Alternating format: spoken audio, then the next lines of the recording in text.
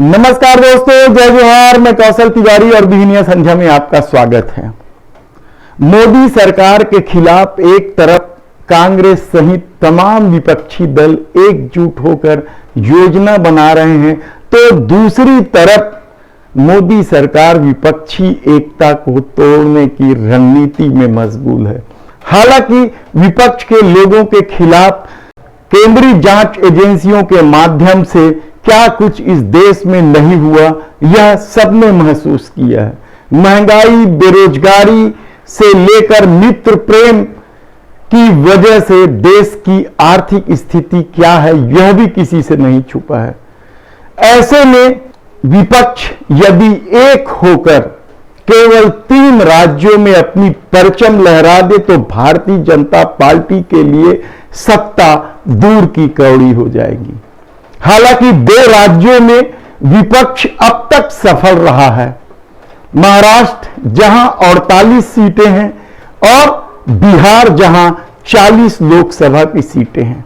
तीसरा बड़ा राज्य जो है वो उत्तर प्रदेश है, जहां 80 लोकसभा की सीटों पर भाजपा और उसके सहयोगी 65 से अधिक सीटों पर काबिज है। इन 3 राज्यों में ही भारतीय जनता पार्टी 100 से ज्यादा सीटों पर काबिज है। तब सवाल यह है कि क्या ये तीनों राज्यों पर यदि विपक्ष की रणनीति कारगर रही तो भारतीय जनता पार्टी सीधे 200 से नीचे चली जाएगी? यह पहला सवाल है। लेकिन इससे भी महत्वपूर्ण दूसरा सवाल यह है कि उत्तर प्रदेश में मोदी और योगी की जो इमेज है उसके खिलाफ किस तरीके से अपना रणनीति बनाएगी। दरअसल सारा दारोमदार उत्तर प्रदेश है, जहां आकर देश के प्रधानमंत्री नरेंद्र मोदी भी चुनाव लड़ते हैं।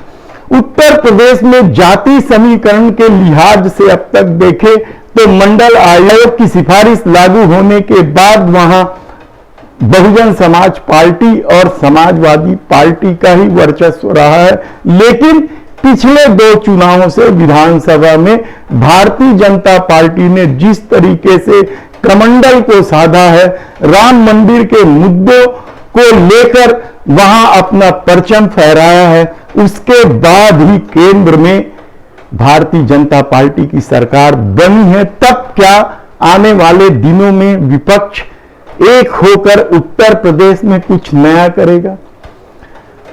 जिस तरह की खबर आ रही है वह भारतीय जनता पार्टी और आरएसएस के लिए बेचैनी भरा इसलिए है क्योंकि उत्तर प्रदेश की राजनीति में यदि दलित, मुस्लिम और पिछड़ा वर्ग का गठजोड़ हो जाए तो भारतीय जनता पार्टी के सामने सबसे बड़ी समस्या खड़ी हो सकती है।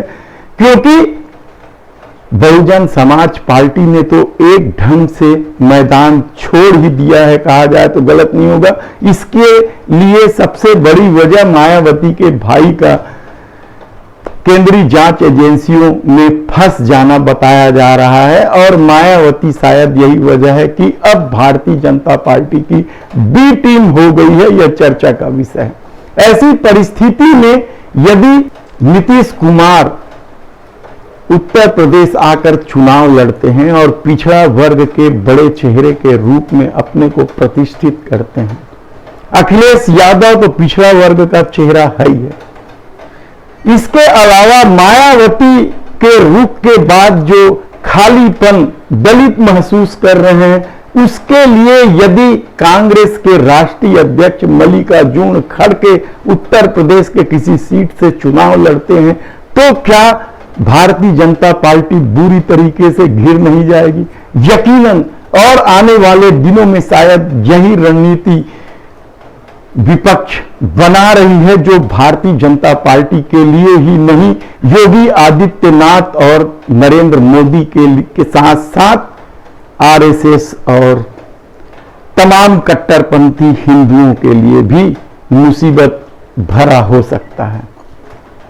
दरअसल उत्तर प्रदेश की 80 सीटों में पिछले 2 चुनाव से 65 से अधिक सीटें भारतीय जनता पार्टी के खाते में रही है। यहां बहुत बड़ी संख्या में आदिवासी और हरिजनों के लिए सीट आरक्षित है और वहां यदि ये तीनों मिलकर खेल खेल लेते हैं तो एक ही झटके में भारतीय जनता पार्टी उत्तर प्रदेश के चुनावी मैदान से एक ढंग से बाहर हो जाएगी, कहा जाए तो गलत नहीं होगा। न राम मंदिर का मुद्दा की बात होगी और न ही दूसरा कोई हिंदुत्व का काट वहां काम करेगा। पश्चिम उत्तर प्रदेश में वैसे भी भारतीय जनता पार्टी के खिलाफ जबरदस्त माहौल है और इसकी एक बड़ी वजह है महिला पहलवानों के साथ अन्याय और किसान आंदोलन में जीप से कुचलने की घटना। ये दो घटनाएं पश्चिम उत्तर प्रदेश में भारतीय जनता पार्टी के लिए भारी पड़ते नजर आ रही है और ऐसी परिस्थिति में यदि विपक्ष एक होकर नीतीश कुमार को फूलपुर या दूसरे उस तरीके से पिछड़ा वर्ग के दमदार सीट से लड़ाए और खड़गे यदि उत्तर प्रदेश आकर चुनाव लड़े तो यकीन मानिए कि भारतीय जनता पार्टी के लिए मुसीबत बढ़ जाएगी, क्योंकि इन तीन राज्यों में ही यानी महाराष्ट्र, बिहार और उत्तर प्रदेश मिलाकर भारतीय जनता पार्टी के पास 100 से अधिक सांसद है, यानी 300 से अधिक सांसद भारतीय जनता पार्टी के हैं। उसमें से 100 सांसद तो सिर्फ इन तीन राज्यों से है और यदि यहां 50-50 का भी मामला हो जाए तो भारतीय जनता पार्टी सीधे एक ही झटके में 200 के आसपास पहुंच जाएगी। तब सवाल यह है कि क्या यह रणनीति विपक्ष आने वाले दिनों में तय करेगी, क्योंकि बिहार तो लगभग भारतीय जनता पार्टी के पास से चली गई यह कहा जा रहा है या ये माना जा रहा है, क्योंकि वहां तेजस्वी यादव, नीतीश और कांग्रेस के बीच मजबूत गठजोड़ है। इसी तरीके का गठजोड़ महाराष्ट्र में भी है। महाविकास आघाड़ी के नाम से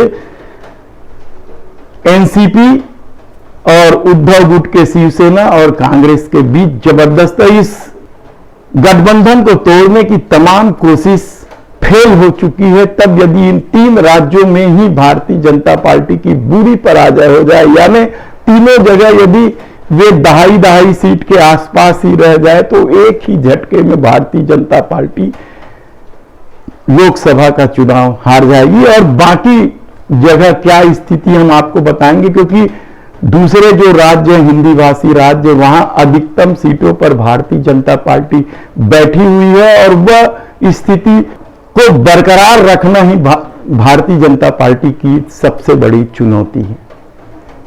धन्यवाद।